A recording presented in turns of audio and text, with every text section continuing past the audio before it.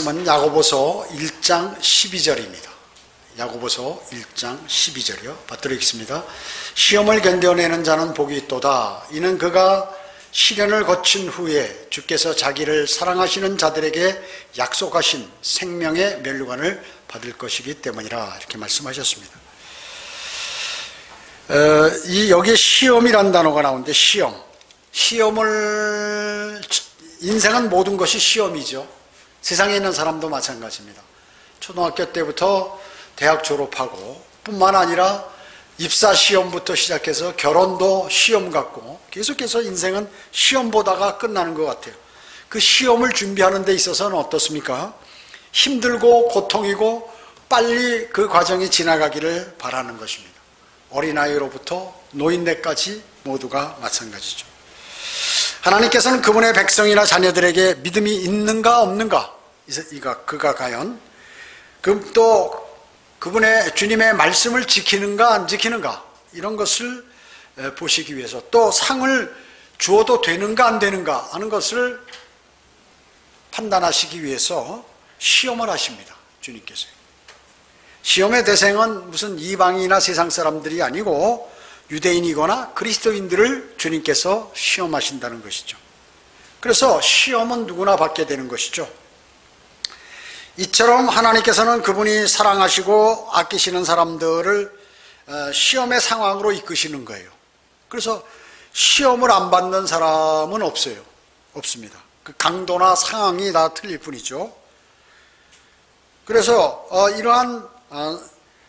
그리고 그 사람이 정말 주님께 순종하는가, 그 순종을 단련시키시고, 그뿐만 아니라 인내하며 승리하는 사람들에게 하나님께서 그들을 더욱 신뢰하도록 하는 그러한, 주님도 신뢰하시고 또 시험 받는 사람도 주님을 신뢰하도록 그렇게 하시기 위하여 시험을 하시는 것입니다.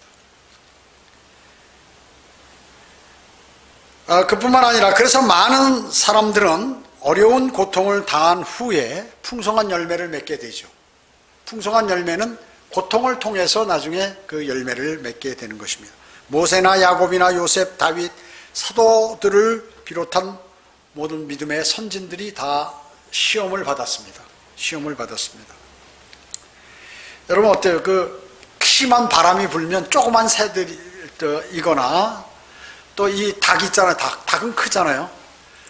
바람이 막 불면 닭은 막 쪼그라들어서 어디 머리를 들이받고 몸을 쭈그리고 이렇게 있어요. 그러나 독수리는 어때요? 그 바람을 이용해서 또 더 높이 확 날리면서 유유히 안전한 곳으로 자신은 이동하게 되죠. 그런 것이에요. 그래서 시험이 오면 믿음이 강성한 사람은 그 시험을 잘 이용해서 자신에게 유익한 걸로 만들지만, 믿음이 신실하지 못하게 되면 그 믿음의 그 시험에 막 흔들리고 힘들어하고 괴로워하고 이렇게 된다는 것이죠. 오늘 성경 본문에 시험을 견뎌내는 자라고 이렇게 말씀하셨는데, 그것은 믿음의 테스트에서 낙오하지 않고 합격한 사람을 얘기하는 것입니다. 시험을 견뎠기 때문에 합격한 사람이죠. 시험을 견디면서 받는 시련, 고난, 이런 것들은 죄를 지을 수 있는 기회를 제공하는 시험이다. 그 시험이 어떻게 오냐면, 나한테는 유익한데 그 사람이 죄를 선택하도록 만드는 그런 시험이에요. 여러분 어떻습니까? 우리가 삶에 있어서 내가 이걸 꼭 하면 나한테 유익 같은데 이것은 하나님이 싫어하실 텐데 하는 것들이 있어요. 그런 시험이란 말이죠. 그런 시험이에요. 그래서 시험은 시련으로 다가오는데 그것이 유혹으로 나에게 다가오게 되는 것입니다. 여러분의 일이나 직업이나 또 육신적인 일, 그리고 여러분에게 혹시나 손해보는 일인가, 이런 것들로 여러분에게 다가오게 된다는 것이죠. 하나님께서는 시험받는 자녀가 패배하기보다는 그 사람이 정말 그 시험을 잘 치러가지고 더 훌륭한 그리스도인이, 또 아름다운 그리스도인이 되기를 원하시는 것입니다. 그래서 시험에 합격한 사람은 어떤 사람이 합격하느냐? 주님의 사랑이 그 마음 가운데 늘 가득한 사람이 그 시험에 합격하게 됩니다. 주님을 사랑하는 마음이 있어야 사랑하는 분으로 인해서 받는 그러한 시련, 또 어려움 이런 것들을 잘 견딜 수가 있는 것입니다.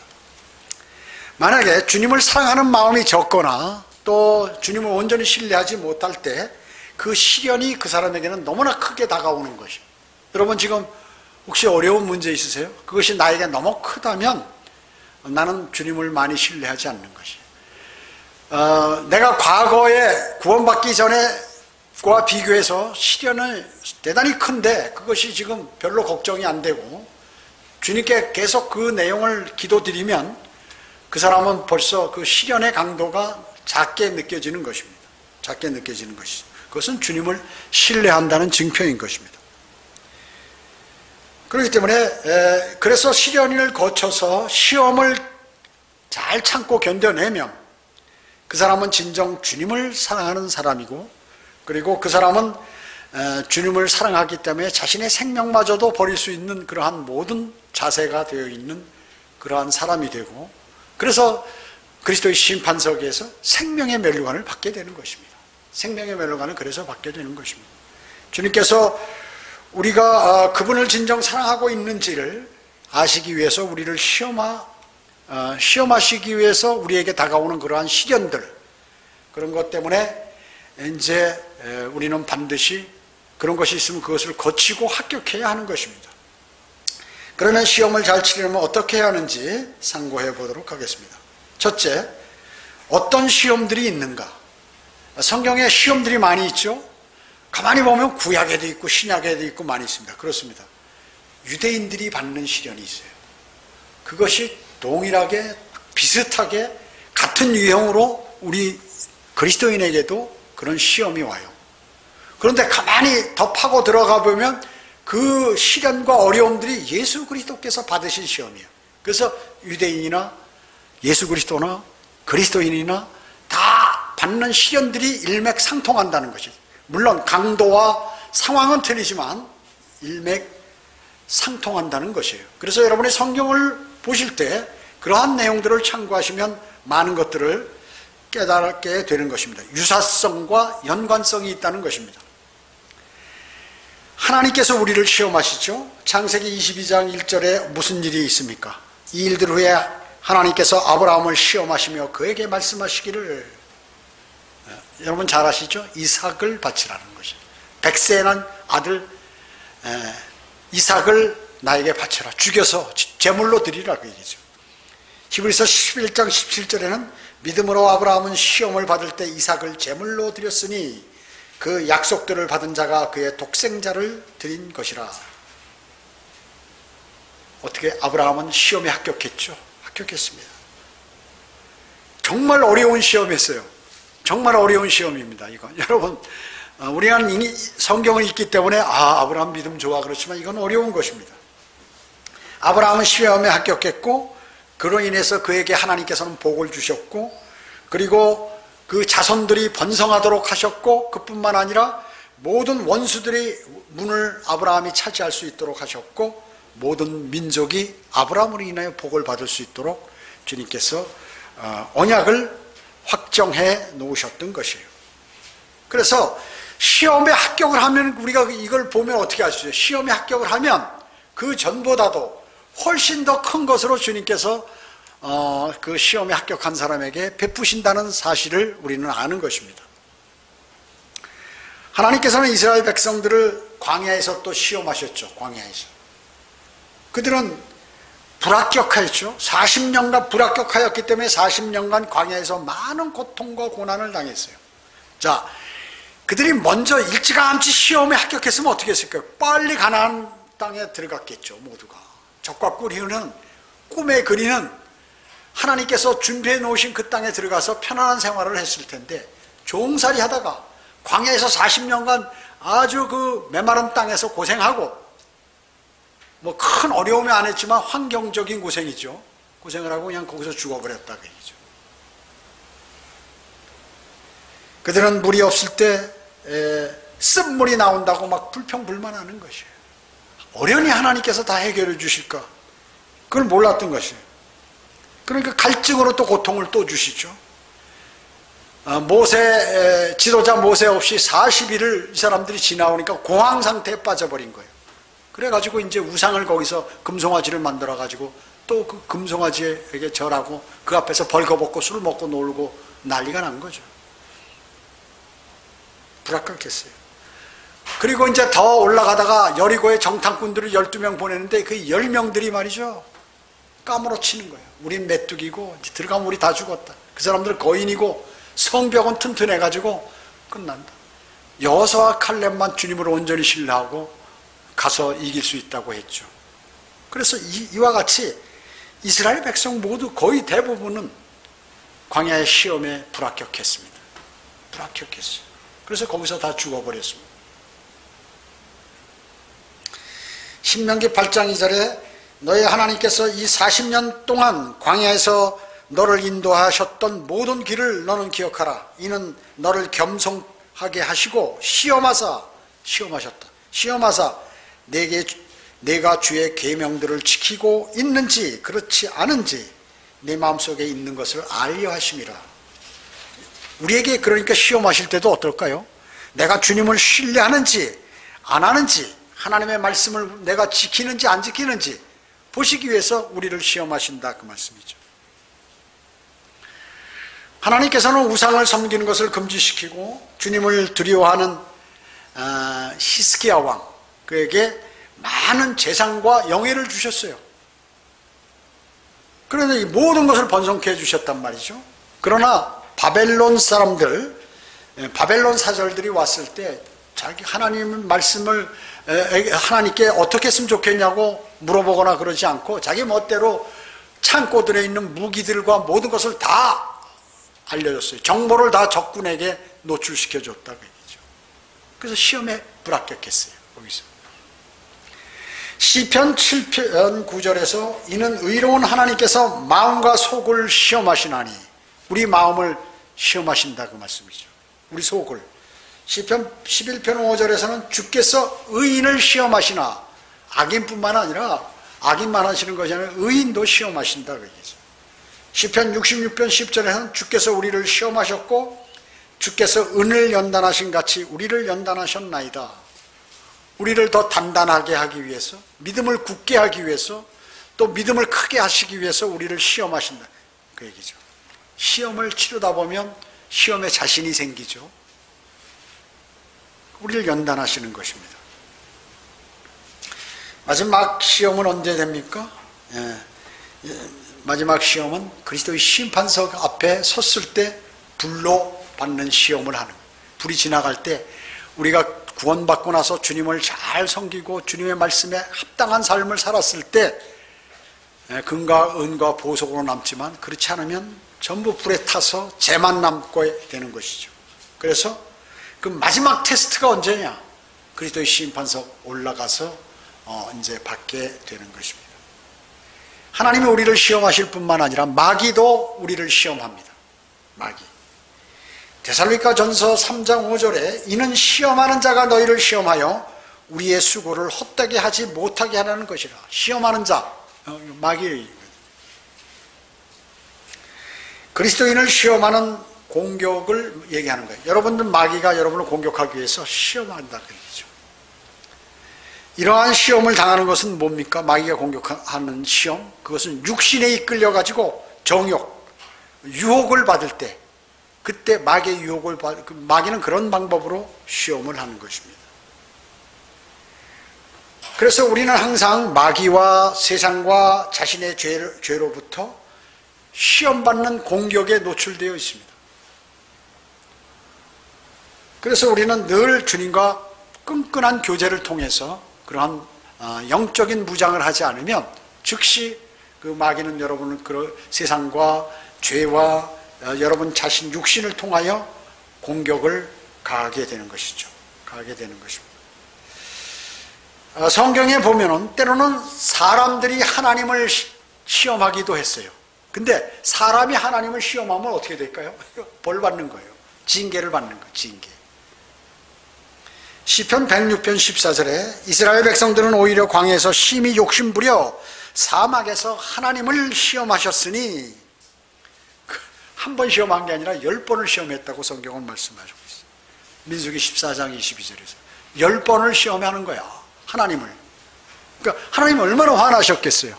하나님을 신뢰하지 않고 하나님이 우리를 잘 이끌어 주시나 보자. 하나님은 어떤 분인가? 내가 죄를 지어도 벌을 주시는 분인가? 아마 하나님은 살아계시지 않을 거야. 뭐 이렇게까지 생각했겠죠. 그 10번이나 시험을 하죠. 그러니까. 그래서 그는 뭐예요? 그리스도를, 성경은 그 하나님을 그때 그리스도를 시험했다고 얘기하는 것이에요. 그래서 뱀에 다 물려 죽었어요. 뱀에. 고린도전서 10장 9절에. 바리새인들과 사두개인들도 예수님을 시험했죠. 시험했습니다. 하늘로부터, 당신이 하늘로부터 왔으면 좀 표적을 보여줘.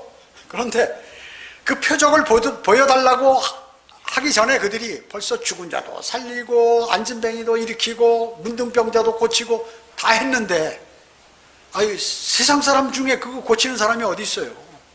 날 때부터 소경인 사람 눈뜨게 하는 사람이 어디 있냐 그 얘기야. 그러면 그분이 하나님이시라는 걸 알아야죠. 그 또 보여달라는 거예요. 그러니까 마지막으로 이제 더 이상 없다. 요나의 표적 뺏기. 요나가 3일날 3일 밤을 고래 뱃속에 있듯이 인자도 땅의 심장 속에 있겠다. 땅에 3일날 3일 밤을 땅의 심장 속 지옥에 들어가 있겠다. 지옥에. 이와 같이 바리새인과 또 서기관들은 계속해서 그런 거예요. 가늠하다 잡혀온 그 여인을 두고 말이죠. 이 잡혔는데 이제 어떻게 했으면 좋겠습니까? 하고 그런 것이죠. 가늠하게 되면 원래 율법에 어떻게 돼 있어요? 가늠한 남자, 여자 다 데려와야 돼. 남자는 빼고 말이죠. 여자만 데려와가지고. 어떻게 했으면 좋겠냐고 시험하는 거죠. 주님을. 죄 없는 자가 돌로 그를 치라고 말이죠. 그 여자를 돌로 치라고. 그러니까, 그리고 밑에다 뭐라고 쓰셨어요. 뭘 쓰셨는지. 하나님이 글씨 쓰시는 거예요. 십계명 두 번째 줄 때도 하나님께서 돌판에 직접 쓰신 것과 같이 지금 그러는 거예요. 쓰신 거예요. 왜? 아마 율법을 거기다 쓰셨는지 뭔지 모르죠. 왜 남자 어디 갔냐? 남자까지 데려와라 그래요. 아마 그 남자는 높은 직책에 있었는 거예요.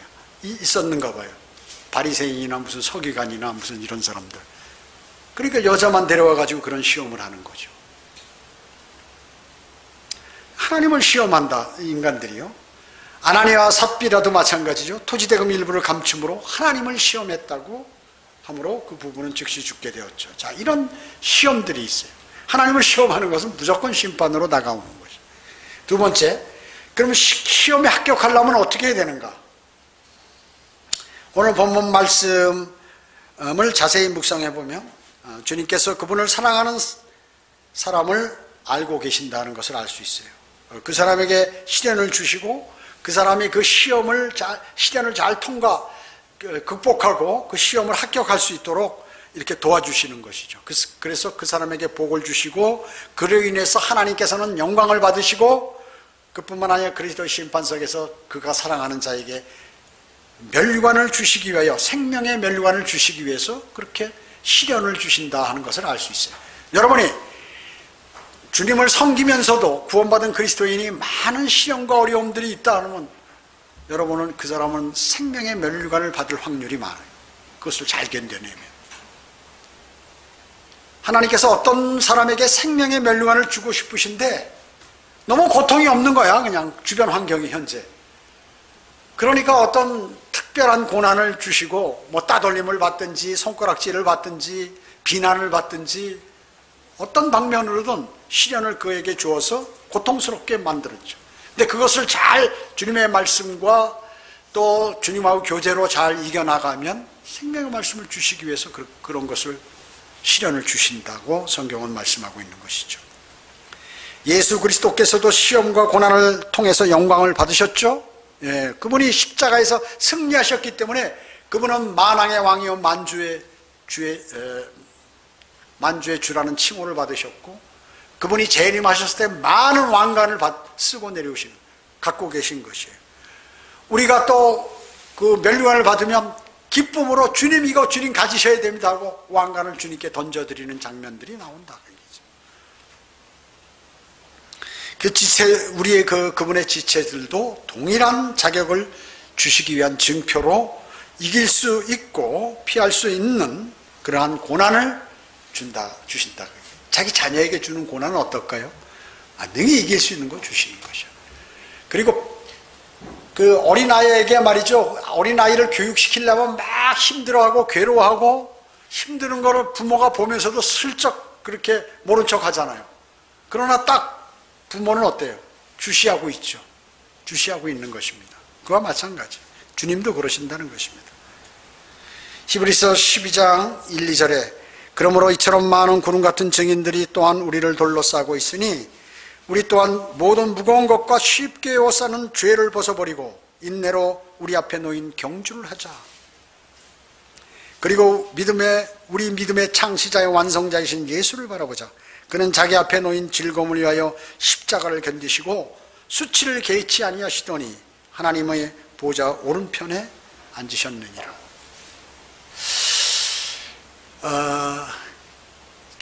저는 주님을 영접하고서 고난을 받은 거에 대해서 너무나 감사하는 거예요. 매일 주님께 그걸 감사를 드려요. 만약에 제가 세상에 있을 때는 별로 그런 어려움을 많이 당하지 않았는데 막 내가 제 자신이 열심히 노력하면 그걸 다 할 수 있었는데 노력으로 안 되는 게 있더라고요. 그것은 믿음의 선한 싸움을 싸우는 데 있어서 그런 어려움들은 이거는 세상 경험과 노력 가지고는 안 되더라고요. 그런 시험이 다가와요. 여러분에게. 그것을 이기시면 여러분은 주님으로부터 많은 은혜를 받아요. 그리고 주님과 아주 가까워집니다. 그리고 주님으로부터 받는 그러한 기도의 응답이 너무나 잘 돼. 그걸 통과하면 기도의 응답이 너무나 잘 되는 거죠. 그래서 여러분은 그것을 꼭 받으셔야 합니다. 로마서 8장, 우리가 그래서 힘들 때마다 십자가에 달리신 주님을 그 많은 수치, 어려움, 고통, 비웃음 이걸 참아내시고 승리하신 주님을 생각하시면 돼요. 주님만큼 고난받아요 우리가? 그 십자가에 달리신 그분처럼 그렇게 고난받아왔냐 그 얘기죠. 전 세계에서 순교를 한 사람도 마찬가지고 주님처럼 고난받은 사람은 없어요. 주님처럼 고난받은 사람은 아주 처절한 고난이에요. 그것도 창조주가 피조물에게 말이죠. 로마서 8장 17절에서는 자녀이면 또한 상속자들이니 하나님의 상속자들이요 그리스도와 함께 한 공동 상속자들이니 우리가 그와 함께 고난을 받는 것은 함께 영광도 받게 하려 함이니라 이렇게 말씀하셨습니다. 천년왕국 가면 곧 천년왕국이 먼 훗날이 아니잖아요. 오늘 주님이 공중에 오셔서 우리를 부르시면 7년 후에 천년왕국이에요.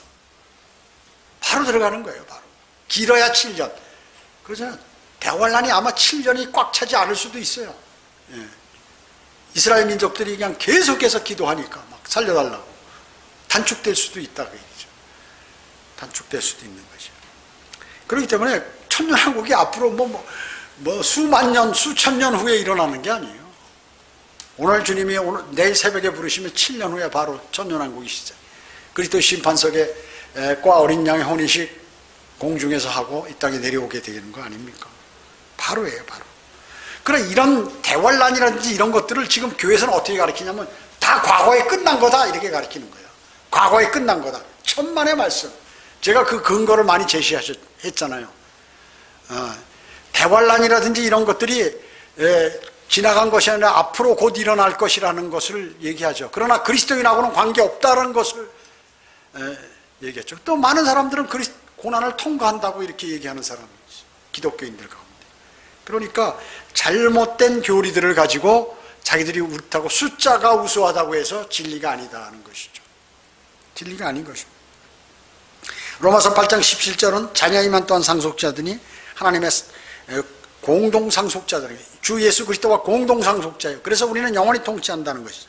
마귀는 미끼를 가지고 시험을 하죠. 예, 세상 인기를 갖고 와서 시험합니다. 세상의 영광을 갖고 와서 여러분에게 시험합니다. 그러나 여러분 그것을 절대로 쳐다봐서는 안 됩니다. 주님을 바라봐야 합니다. 주님을 바라보셔야 돼요. 그래야 오직 주 예수 그리스도만 바라볼 때 여러분은 멸류관을 받으시고 함께 통치하게 되는 것입니다. 주님이 무슨 일이 있으면 주님은 무엇을 가르쳐 주시려고 하는가? 주님은 이때 이러한 상황 때 어떻게 하셨나? 또 주님은 이때 뭐라고 명령하셨나? 우리는 이것을 성경에서 찾아서 훈련해야 하는 것입니다. 그것을 보고 그대로 따라가야 합니다. 우리는. 그것이 바로 시험에 이기는 길이에요. 시험에 이기는 길입니다. 야고보서 1장 2절 오늘 본문에 나의 형제들아 너희가 여러가지, 야고보서 1장 2절입니다. 그건 나의 형제들아 너희가 여러가지 시험에 빠질 때면 그것을 모두 기쁨으로 여겨라. 모두 기쁨으로 여겨라. 왜? 잘 견뎌내면 복과 상을 주님께서 주실 것이기 때문에, 나를 사랑하는 주님의 징표이기 때문에 그렇구나. 여러분, 근데 이제 이렇게 생각하시겠죠. 주님께서 시련 주시는데 나 구원받고 그래도 내가 매일 기도 주님께 드리고 하나님의 말씀을 묵상하는데 시험을 주시면 좀 약한 걸로 주시겠지. 천만에요. 가장 사랑하는 자에게 주는 시험이 뭐냐면 아브라함이 이삭을 바친 정도의 시험이라고 얘기죠. 아브라함이 이삭을 바치는 정도의 시험. 저는 이걸 다 당해봤어요. 예. 정말로 그냥 살고 싶지도 않을 뿐만 아니라 너무 수치를 당하고 인생에 있어서 이걸 이해가 안 되는 그 일들을 딱 당하는 거예요. 근데 그걸 어떻게 이길 수 있을까? 주님만을 신뢰하니까 그냥 넘어가요. 거기. 주님만을. 어떻게 그 세월이 지났는지를 모르고 지나가 버리더라고요. 몇 년인데도 그게 그냥 지나가 버리는 것이고. 시험의 수준은 이삭을 바치는 그러한 시험과 같은 거예요. 생명화의 주관자의 말씀을 신뢰할 때 자신이나 자신의 지식 이런 것들을 신뢰하게 된다면 그는 문제가 심각하게 되는 것이에요. 생명의 멸류관을 받을 수 없는 것입니다. 믿음의 시련은 인내를 만들어내죠. 잘 참는 훈련을 갖게 됩니다. 그래서 웬만한 시험이 나한테 와도 그걸 그냥 꿀떡꿀떡 넘겨요. 그냥 이거 아무것도 아니지. 그보다 더 큰 것도 이겨냈는데 이렇게 지나가게 되는 것이에요. 그래서 시험을 안 당해본 사람은 작은 시험도 어려운 것이에요. 그래서 여러분은 작은 시험이 오던 큰 시험이 오던 여러분은 그것을 잘 훈련해서 하나님의 말씀으로 또 주님과의 교제를 통해서 이겨나야 돼요. 그래야 여러분이 단련이 되고 더 영적으로 자라게 되는 것입니다. 여러분 어때요? 요셉은 13년간 시험 받았어요. 잘 시험을 견뎌냈어요. 아브라함은 그보다 더 길어요.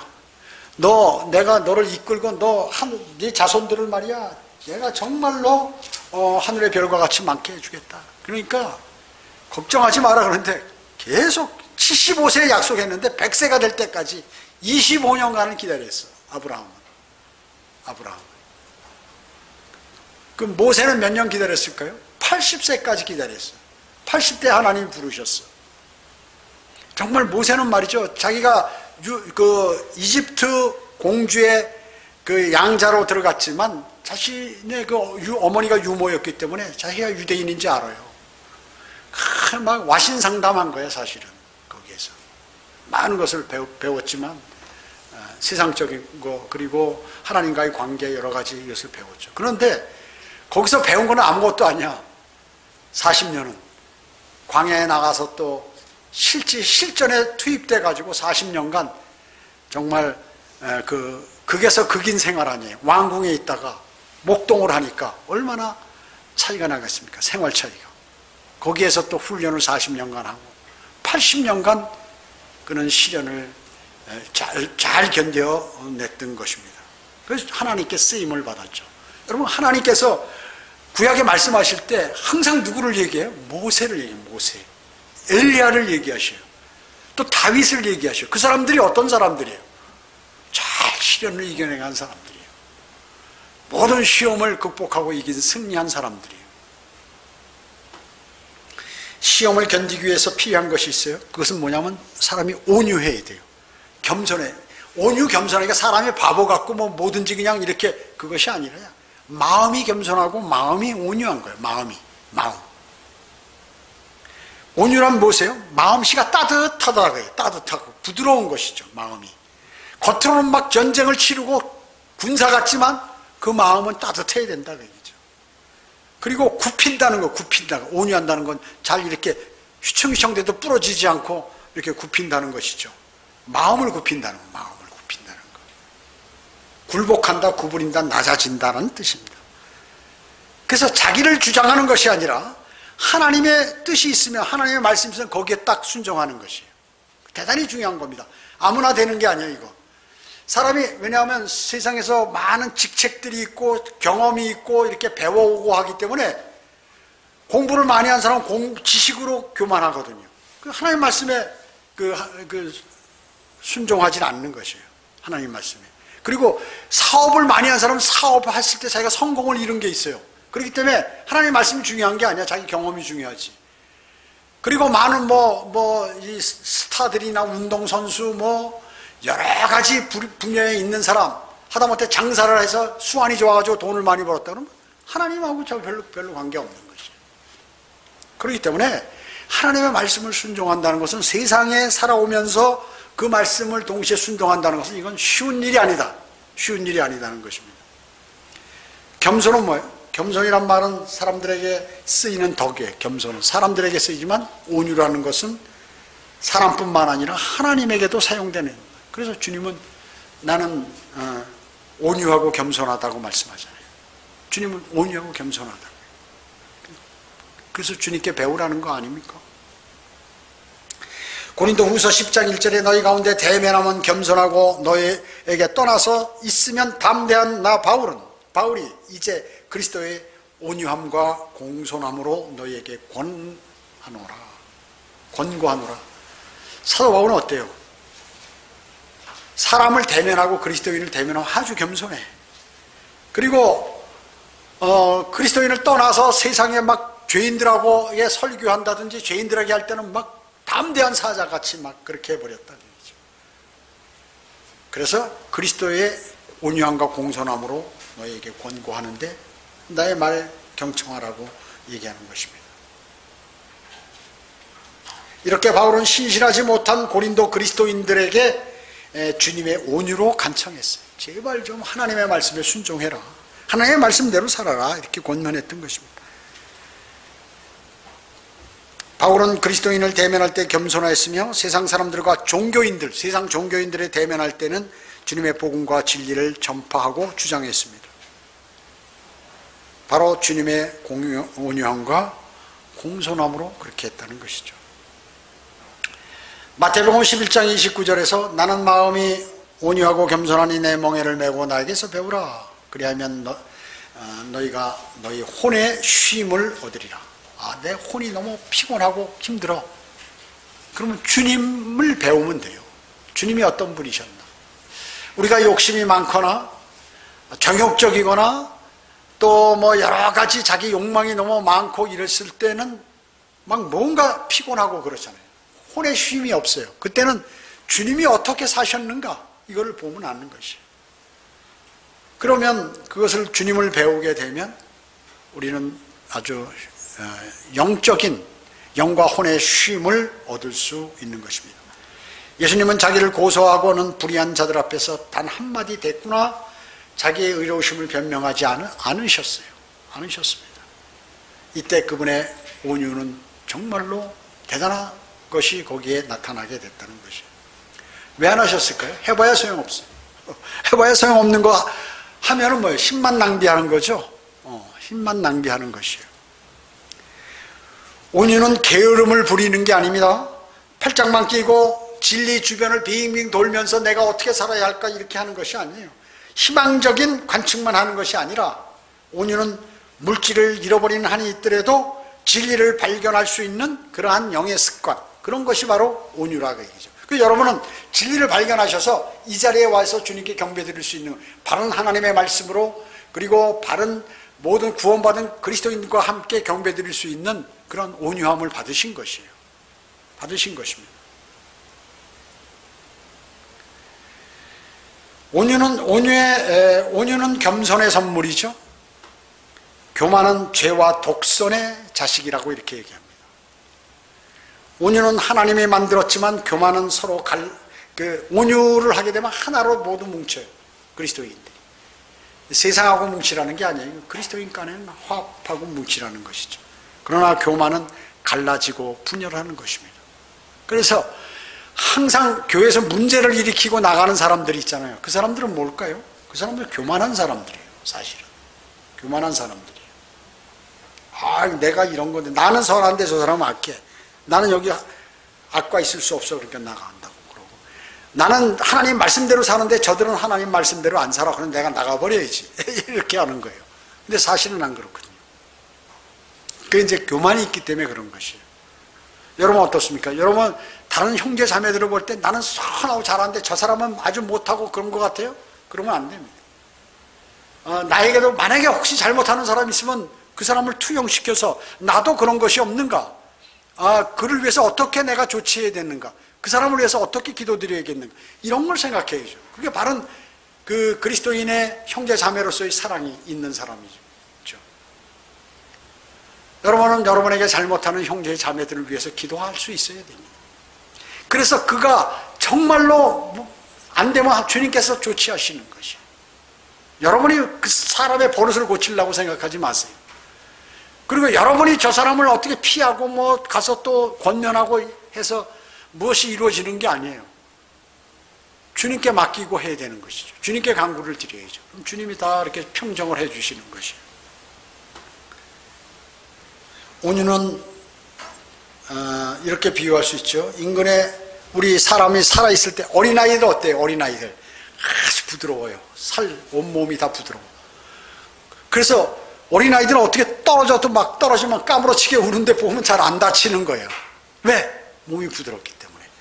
운동선수가 이기려면 어떻게 돼요? 몸이 부드러워야 돼요.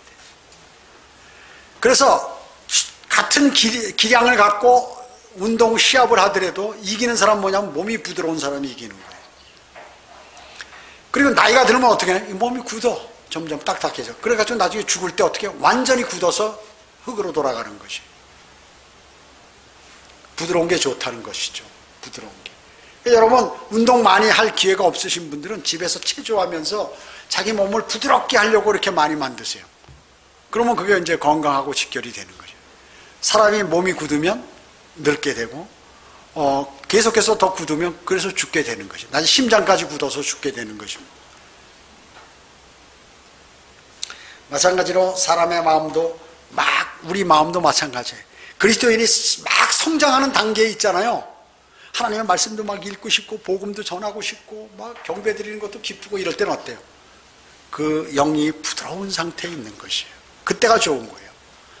그런데 습관적으로 오래는 살았어요. 10년, 20년 믿음 생활하는데 습관적으로 내가 그렇게 했다 그러면 뭐예요? 이 사람은 지금 영이 많이 굳어 있는 사람이 될 확률이 크다는 것이에요.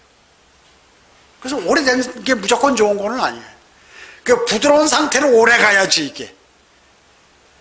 그 오래 갔다는 것만 주장하고 하면 어떻게 해요? 사람의 몸이 딱딱해지죠. 우리 이번에 영적 전쟁이 일어날 때 문제된 사람도 바로 그런 사람이에요. 20년 됐다고 맨날 오래됐다는 것만 자랑하거든. 어디 가면 나 뭐 다 한다. 나 뭐 각 지역에 누구 다 알고 뭐 어느 목사도 알고 나는 믿음이 좋고 뭐. 그 사람 본인이 그렇게 생각하는 거예요. 저는 대화 안 해봐도 다 아는 거예요. 그 사람에 대해서. 왜 그럴까요? 그 사람의 행동이 그러니까. 완전히 굳어버린 거예요. 20년 지나가지고 딱딱하게. 그래가지고 사망으로 가는 것이.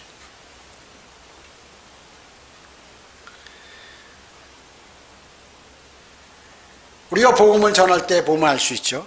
이 어린아이들은 그래도 초등학생, 중고등학생 그래도 때가 덜 묻어서 복음을 전하면 양심에 찔림을 받아. 죄심은 지옥 가고 막 영원한 생명. 어휴, 그래? 그게 사실이라면 이거 안 되죠. 그 영접을 잘해. 지팡이 짚고 곧 있으면 한 5년 내에 사망할 것 같은데 말이죠. 복음 전하면 막 하면서 입을 틀어가면서 막 눈을 부릅뜨고 말이죠. 막 이러고 막 화를 내고 그렇게 한다 그 얘기죠. 할아버지 정신 차리시라고. 할아버지 지금 큰일 나요. 영원한 생명을 지금 안 얻으면 큰일 납니다. 그래도 안 돼. 고집 때문에. 그런 것을 우리가 볼 수 있습니다. 그래서 그리스도인의 신앙도 세월이 갈수록 완고해지고 형식적인 믿음을 소유하기가 쉽다 그 얘기죠. 이것을 알고 빨리 그렇지 않도록 해야 되는 것이죠. 때로는 나름대로 생각과 방식으로 주님을 자기 생각대로 섬기는 것을 볼 수 있어요. 따라서 온유는 대단히 중요합니다. 온유는 강하면서 스스로 약해지는 것이에요. 높으면서 낮아지는 것이죠. 스스로. 그게 온유예요. 그리고 알면서도 스스로 자랑하지 않는 것이에요. 그것이 온유예요. 능력이 있으면서도 스스로 능력 없는 자로 하나님께 내 뜻을 굽히는 것.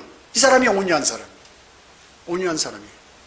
그렇게 해서 그것이 약한 것이 아니라 진정한 강한 것이라는 것이. 사도 바울이 그랬죠.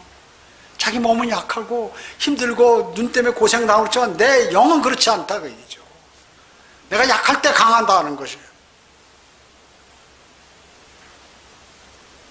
세 번째, 시험에 합격하는 자는 생명의 면류관을 받습니다. 생명의 면류관.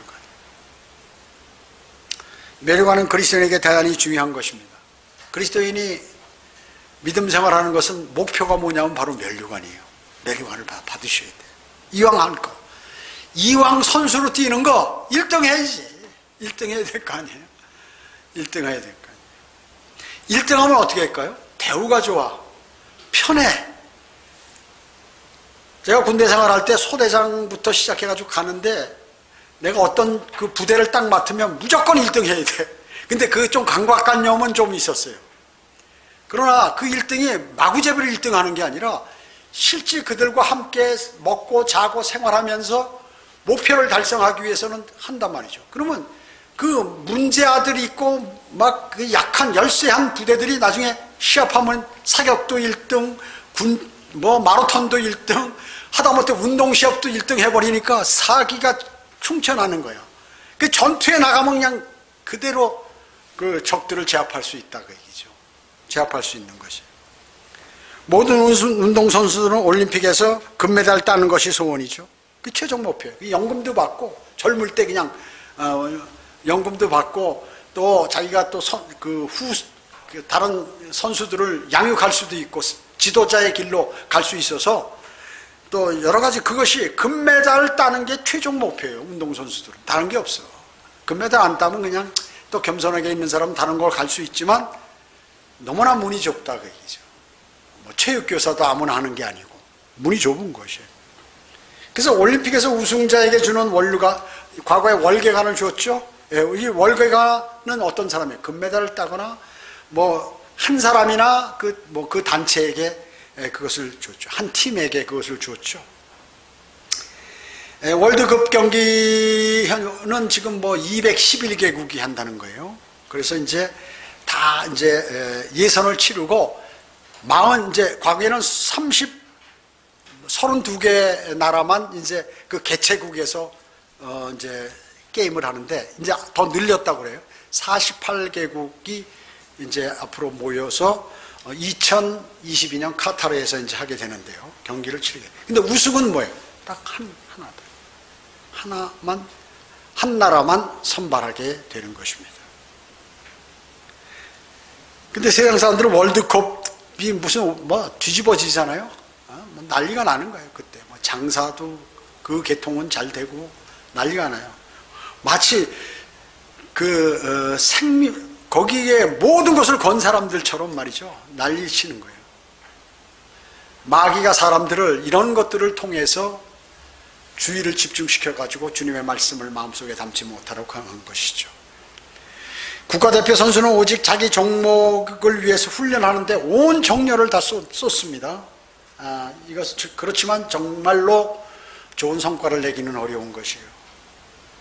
그러나 주님이 오시면 이런 것들 다 필요 없는 것이에요. 자기가 아무리 많이 재산을 모았어도, 자기가 많은 세상에 선한 일을 많이 했어도, 그리고 좋은 건강을 유지하면서 마지막까지 좋은 것을 했어요. 자기 자손들이 모든 것이 다 잘 됐어도 주님 오시면 아무 의미가 없는 것이에요. 아무 의미가 없어요. 내가 주님을 위해서 어떤 삶을 살았는 그것만을 따지기 때문에 중요한 거예요. 왜 그럴까요? 창조주니까. 창조주가 그렇게 만들어 놓으신 것이에요. 여러분 올림픽 나가면 올림픽 규정이 있잖아요. 피파면 피파 규정이 있잖아요. 아무리 자기가 똑똑하고 뭐 잘한다고 돼요? 소리쳐서? 안 돼요. 거기에 들어가요. 하나님께서 만들어 놓으신 법이 있다 그 얘기예요. 그 법에서 주님하고 가장 가깝게 지나는 사람을 가장 크게 대우하시는 것이에요. 그 사람이 현명한 사람이에요. 왜? 이 세상은 끝까지 가는 것이 아니고 언제고 이거 다 불타 없어질 것이기 때문에 그렇습니다. 그러나 주님의 말씀과 주님의 사람은 영원히 간다 그 얘기죠. 영원히 가는 것이에요. 주님께서 주시는 면류관은 영원히 없어지지 않고 썩지도 않는 것입니다. 그것은 정말로 값지고 나에게 실질적으로 꼭 필요한 것입니다. 상을 타기 위해서 모든 일을 자제하고 그리고 확고하게 행동하고 그리고 고난을 잘 견뎌내고 그리고 경기장에서 앞만 보고 열심히 달리는 운동선수에 주님께서는 비교하신 것이에요. 훌륭한 그리스도인을 그렇게 비교한 것입니다. 요한계시록 3장 21절에 이기는 자에게 내가 내 보좌와 나와 함께 앉을 자격을 주리니 이는 내가 이겨서 내 아버지와 함께 그의 보좌에 앉은 것과 같으리라. 보좌에 앉히겠다 그 얘기죠. 실제 그렇죠. 보좌에 앉히시잖아요. 저희를 왕으로 임명하겠다 그 얘기죠. 왕으로 죽기까지 신실한 성도에게 생명의 면류관을 주시겠다고 말씀하고 계시는 것입니다. 사랑하는 자들아, 너희를 연단시키는 불같은 시련에 관하여 너희에게 어떤 이상한 일이 일어나고 있는 것처럼 이상히 여기지 말고 도리어 너희가 그리스도의 고난에 참여하는 자들이 되는 것이니 즐거워하라. 이는 그의 영광이 나타나실 때 너희도 큰 기쁨으로 즐거워하게 하려 함이니라. 이렇게 말씀하고 있습니다. 베드로전서 4장에 있습니다. 주님이 재림하실 때 면류관을 주기 위해서 그런 것이니까 기뻐하라. 고난이 오면, 시험이 오면, 시험으로 인한 시련들이 오면 우울하거나 두려워하지 말고 기뻐하며 감사하고 하라고 그랬죠. 더욱 주님을 바라보며 복음을 증거하는 그 일에 매진하는 것이 가장 좋은 것이다 그 얘기죠. 여러분 어떻습니까? 마귀 존재합니까? 하나님 계시죠? 마귀 존재합니다. 우리는 과거에 마귀가 죄를 지으라면 짓고 마귀가 시키는 대로 이 세상을 살았어요. 우리가 육신적으로 사는 것은 뭐예요? 그것은 마귀 인도함을 과거에 살았다는 것이죠. 마귀의 종이었습니다. 그러나 이제 여러분은 그리스도의 종입니다. 주 예수 그리스도의 종이에요. 이제는 과거에는 아주 마귀가 좋아하는 것을 위해서 살았지만 이제는 마귀가 싫어하는 것을 위해서 여러분은 사셔야 되는 것이에요. 그래서 항상 무슨 일이 있든지 무릎 꿇고 주님께 기도드리고 말이죠. 항상 예수 그리스도께 복종하고 항상 주님의 말씀을 마음속에 담고 그리고 경배를 최고의 순종으로 다가서고 말이죠. 그리고 항상 복음을 전해서 혼을 이겨오고 그리고 항상 주님의 말씀 가운데 사는 이러한 삶을 살면 마귀가 여러분을 상당히 싫어해요. 아주 싫어합니다. 죽도록 마귀가 증오할 거예요. 죽도록 마귀가 증오하면 주님께서 너무나 크게 여러분을 사랑하시게 된다는 거예요. 반대예요. 반대. 완전히요. 결론적으로 매혹적인 미끼를 여러분은 물지 마시고 이거 물을까 말까 이런 갈등하지 마시고 여러분의 욕심과 투쟁해야 합니다. 그러면서 시험을 이겨내야 돼요. 시험을 이겨야 됩니다. 굴복해서 그 미끼를 아주 물지 말고 그걸 던져버리고 그리고 여러분은 넘지 말아야 할 선을 넘지 말아야 합니다. 선을 넘지 말아야 돼요. 그걸 넘어가면 마귀의 유혹에 넘어간 것입니다. 계시록 3장 10절에 내가 나의 인내 말을 지켰기 때문에 나도 시험의 때 너를 지키리니 이는 온 세상에 임하여 땅 위에 사는 사람들에게 사람들을 시험하는 때라. 여러분 지금 땅에 있는 모든 사람을 시험하는 때예요. 그렇죠? 여러분 세상에서 인정받고 생을 살아가고 의식주를 해결하기 위해서 쉬운 일 아닙니다. 별의별 일들이 많이 벌어져요. 그리고 거기에다 질병도 오죠. 거기다 자연재해도 있죠. 가족 간의 문제들도 있죠. 계속해서 시험이 있는 것이에요. 어마어마한 시험의 때 그때 그리스도인은 어떻게 할 것인가를 주님은 말씀하잖아요. 너희가 시험을 잘 때 이겨내면 나도 너 시험 계속해서 오는 그 시험 때 너와 함께 하겠다는 것이죠. 지금은 시험 받는 때이기 때문에 너희는 나와 교제를 끈끈하게 내 옆에 붙어 있어라. 그 말씀이에요. 악한 현 세상을 살아가는 성도로서 인간적인 판단, 그런 행동을 하지 말라 그 얘기죠. 그리고 지금 당장 주님께서 나에게 하시는 일, 또 말씀하시는 그것이 이해되지 않는다 하더라도 그 말씀을 따라야 된다. 그것이 정답이다 그 얘기죠. 그것이 진리라는 거죠. 어려움이 의심하지 말고 미래를 바라보면서 겸손하고 감사한 마음으로 주님을 따라가면 모든 어려운 일, 이런 것에 주님께서 여러분에게 지혜도 주시고, 그리고 정말 혜택도 주시고, 여러분을 보호하시고 여러분을 종국의 상을 주시는 것입니다. 여러분, 어려운 환경 속에서도 늘 자신을 돌아보면서 주님과의 관계, 그리고 주님께서 나를 지금 어떻게 인도하시는 것을 잘 알 수 있는 그러한 영적인 훈련을 하는 사람으로서 살아가야 됩니다.